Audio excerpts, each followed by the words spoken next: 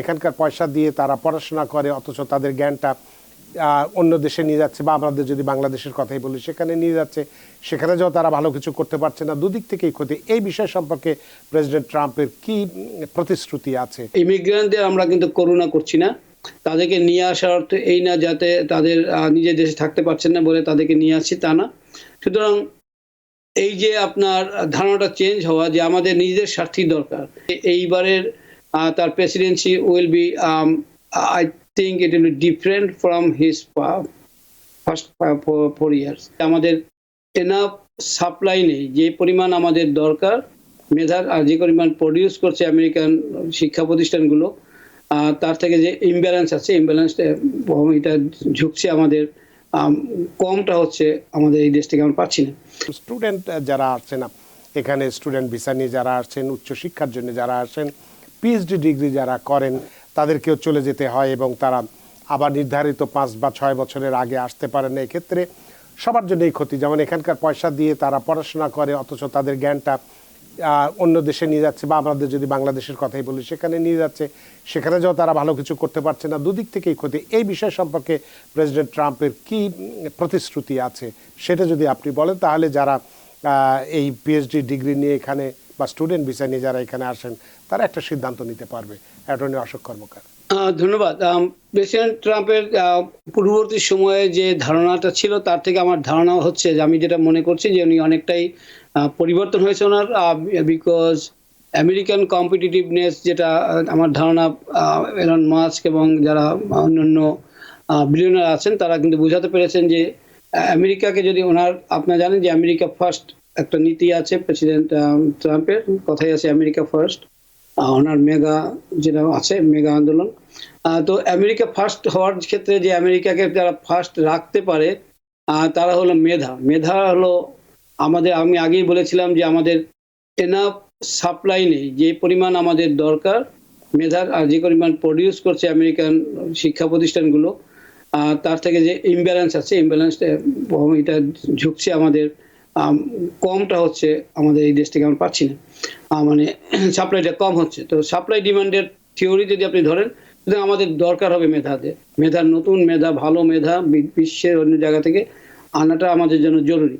সুতরাং সেদিক থেকে আপনি এই যে কথাগুলো আমরা দেখছি যে H1B, উনি বলছেন আমাদের এটা খুব পজিটিভ দরকার আছে। আগে উনি বলছিলেন একসময় যে এগুলো সবই উনি সমস্ত বৈধ এবং অবৈধ পথে যত এদেশে ইমিগ্রেন্ট আছে সবগুলোই কাট করবেন, কিন্তু আপনি দেখছেন যে চেঞ্জটা, তো চেঞ্জগুলো কারণ হলো যারা মানে ওনার কাছাকাছি আছেন তারা হয়তো এবার অনেকটাই বোঝাতে সক্ষম হয়েছেন যে ইমিগ্রেন্টদের আমরা কিন্তু করুণা করছি না, তাদেরকে নিয়ে আসার অর্থ এই না যাতে তাদের নিজের দেশে থাকতে পারছেন না বলে তাদেরকে নিয়ে আসছি তা না।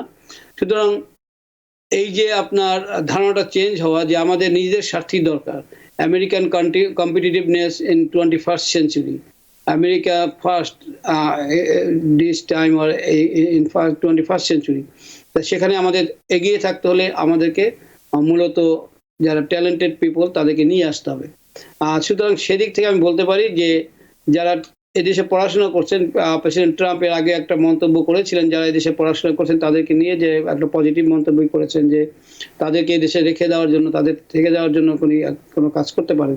সুতরাং এইসব আলোকে আমি বিশ্বাস করি যে এইবারের তার Presidency will be I think it will be different from his first 4 years.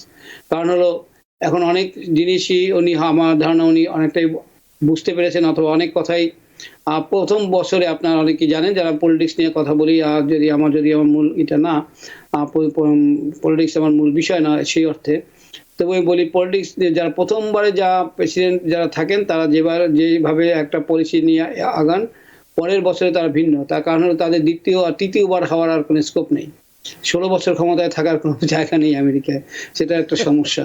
তো সে কারণে আপনার ওই যারা পরবর্তী সেকেন্ড টার্মে গিয়ে কিন্তু তারা অনেক কিছুই করেন, তখন জনমতের তুলনায় তারা চেষ্টা করেন দেশের লাভের জন্য। জনমত প্রথম বছরে দরকার, যে আপনার যদি ধরেন প্রেসিডেন্ট ওবামা কিন্তু ইমিগ্রেশনের পক্ষে অনেক কথা বলেছেন নির্বাচিত হওয়ার আগে। প্রথম 5 বছরে he did not do single thing for the benefit of immigrants.